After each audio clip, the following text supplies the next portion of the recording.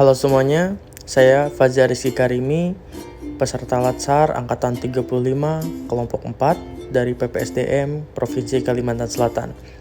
Pada kesempatan kali ini, saya akan membahas analisis isu efektivitas kinerja individu berdasarkan tupoksi pada jabatan analis keolahragaan. Ada beberapa tahapan analisis. Yang pertama, praanalisis. Kedua, menapis, menganalisis, dan menyusun alternatif pemecahan isu.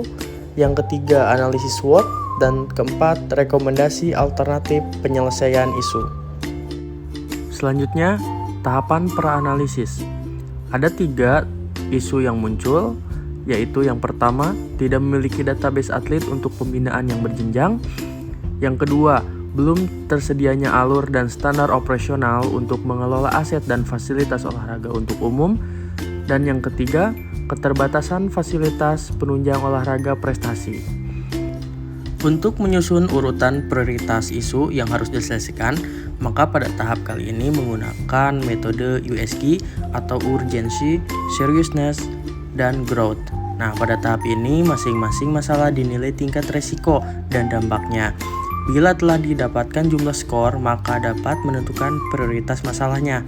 Dari ketiga isu tersebut, maka urutan yang pertama yaitu belum tersedianya alur dan standar operasional untuk mengelola aset dan fasilitas olahraga untuk umum.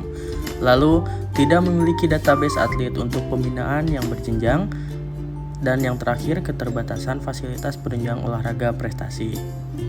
Setelah itu, beralih ke analisis Fishbone, di mana ini merupakan suatu metode yang digunakan untuk membantu memecahkan masalah yang ada dengan melakukan analisis sebab dan akibat dari suatu keadaan dalam sebuah diagram yang terlihat seperti tulang ikan. Adapun beberapa kategori yang menjadi sebab, yaitu SDM, kurangnya SDM yang ahli di bidang IT untuk melakukan riset. Lalu metode, di mana proses pemesanan dan sewa fasilitas olahraga hingga laporan dan pembukuan masih dibuat secara manual. Selanjutnya, pada kategori teknologi, belum tersedia aplikasi layanan untuk pemesanan dan sewa fasilitas olahraga. Lalu, pada kategori lingkungan, masyarakat cenderung melakukan pemesanan dan sewa fasilitas olahraga secara door-to-door atau secara langsung.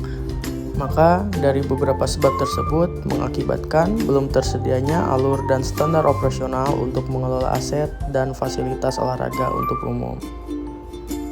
Untuk analisis selanjutnya menggunakan metode analisis SWOT. Analisis SWOT adalah strategi yang memanfaatkan 4 elemen penting untuk mengumpulkan informasi sebanyak-banyaknya dalam mengembangkan bisnis ataupun proyek yang sedang kita jalankan. Metode ini mempertimbangkan faktor internal dan faktor eksternal guna menyusun strategi yang pas dan efektif. Elemen pertama yaitu adalah strength atau kekuatan, di mana fasilitas dan sarana olahraga yang masih menunjang dan terawat.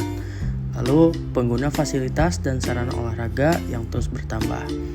Yang kedua, ada elemen weakness atau kelemahan, di mana kelemahannya yaitu belum tersedianya aplikasi layanan untuk promosi, informasi, dan reservasi fasilitas dan sarana olahraga. Lalu selanjutnya opportunities atau peluang, di mana ada perkembangan olahraga di masyarakat, lalu munculnya talenta muda untuk regenerasi. Dan yang terakhir, threats atau ancaman, yaitu jadwal penggunaan fasilitas dan sarana olahraga yang tidak teratur. Selanjutnya yang terakhir yaitu rekomendasi alternatif penyelesaian isu. Yang pertama, alternatif penyelesaian yaitu membuat aplikasi pelayanan penggunaan fasilitas dan sarana olahraga berbasis online.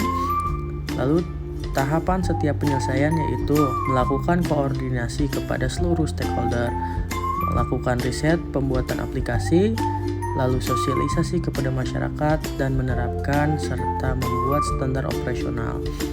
Lalu hasil yang diharapkan yaitu mempermudah pelayanan dan penyusunan jadwal penggunaan fasilitas olahraga, serta mempermudah pengelolaan fasilitas dan sarana olahraga.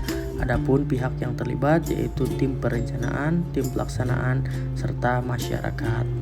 Sekian dari saya, mohon maaf bila ada kekurangan. Sampai bertemu lagi pada kesempatan selanjutnya. Terima kasih.